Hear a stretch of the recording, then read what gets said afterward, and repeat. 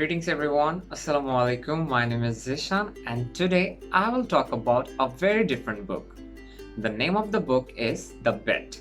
It's a Russian fiction book. This book is written by Anton Chekhov in 1889. This book is about a banker and a lawyer who makes a bet whether death penalty is more crucial than the life imprisonment. As the story opens, the banker recalls the memory of the bet 15 years ago. Guests at the party that he was hosting fell into a discussion, and the discussion was of capital punishment. The banker argued that capital punishment is much more humane than life in prison. While he was giving his opinion, the young lawyer disagreed with him, insisting that he would choose life in prison compared to the death penalty. As a result, they agreed to a bet of 2 million rubles that the lawyer cannot spend 15 years in confinement. The bet was on, and the lawyer cast himself into the prison for 15 years. The man spent his time in confinement reading books, playing music, and educating himself on different subjects. We can continuously find him growing throughout the story. Over the years, we see various phases of him while being in the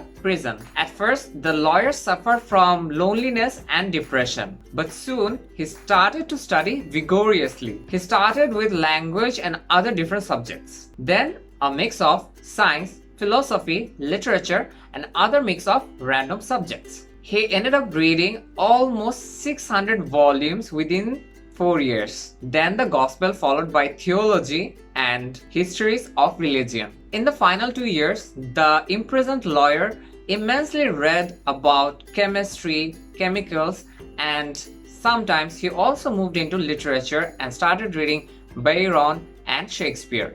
In the meantime, the banker's fortune declined and he realized that if he loses the bet, he will go bankrupt. The day before concluding 15 years, the banker decided to kill the lawyer so that he doesn't have to give any money to him. On his way to do so, he finds a note. That note was written by the lawyer. The note declares that materialistic thing in life has no value and the knowledge and personal growth has higher value than all the wealth in this whole world. The banker was moved and shocked to his bone by reading the note. And there was a sigh of release in him that he doesn't have to kill the man anymore. The prison warden later reports that the lawyer left the guest house just the day before winning the bet, thus losing the bet. The banker takes the note and locks it in his safe. So that's the end of the story. And now you might be thinking that I have given away all the spoiler of this book. But that's not all. There's a very big question remains. And the question is, which one will you select? Life imprisonment or direct execution? It doesn't matter which side you pick, there's a lot of things to consider before making any sort of decision. For example, what is your health condition? Do you actually believe the appeal system or not? How old are you?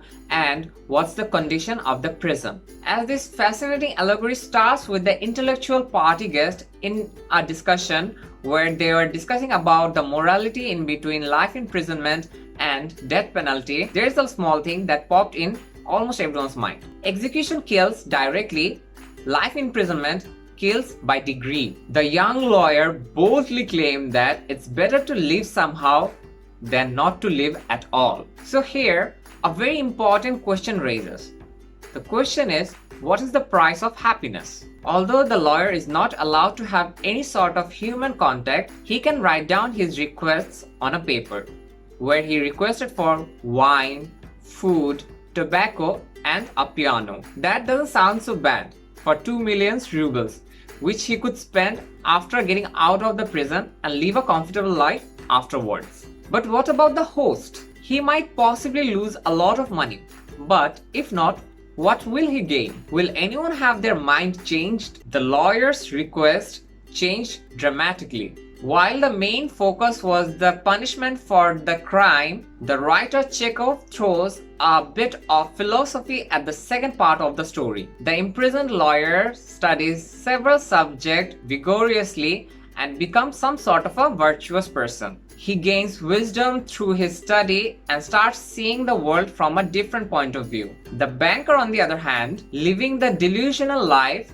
slowly losing all of his wealth with the threat of going bankrupt very soon. And these thoughts were corrupting his mind. There is a huge amount of irony here. While the imprisoned man reflecting on the worldly material and slowly keeping himself away from all the greed and negative things from his life, the banker was going crazy and he was trying to come up with a solution. The lawyer's changing choices reflects his mood and mindset. He acquires vast knowledge, but will that be a blessing or a curse? The plot is straightforward, but the idea and the prose elevate the story to a different dimension, which makes it worth reading. It's a different and thoughtful kind of tale with a big twist. Funny enough, the ending is what confused me the most. But it is also the reason what made me to make a review of this book, because I immediately wanted to read it again.